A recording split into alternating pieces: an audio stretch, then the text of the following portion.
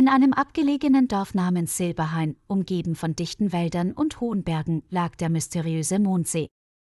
Die Dorfbewohner mieden den See, da sie glaubten, er sei verflucht.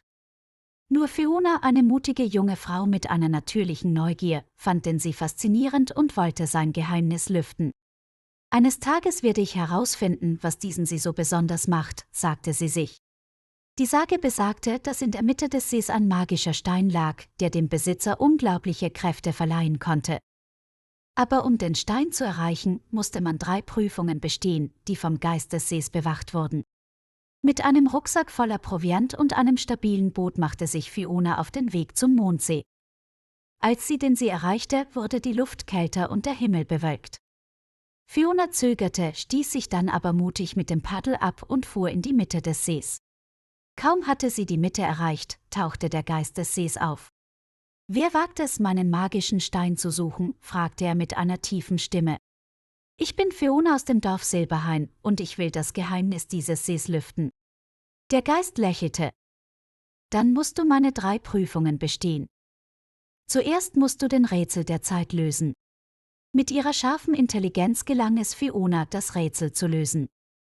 Dann kam die 2. Prüfung, sie musste gegen einen Wasserspeier kämpfen, der die Form eines gigantischen Fischs hatte. Fiona nutzte ihren Verstand und ihre Geschicklichkeit, um den Speier zu besiegen. Die letzte Prüfung war die schwierigste. Der Geist des Sees präsentierte ihr einen Spiegel, in dem sie sich selbst sah. »Deine letzte Prüfung ist, dich selbst zu besiegen«, sagte der Geist. Fiona erkannte ihre Ängste und Zweifel im Spiegel. Aber sie atmete tief durch und sagte: »Ich bin nicht meine Ängste. Ich bin stärker als das.« Mit diesen Worten löste sich der Spiegel auf und der Geist des Sees erschien wieder. »Du hast alle Prüfungen bestanden. Der magische Stein gehört dir.« Fiona nahm den Stein und kehrte ins Dorf zurück.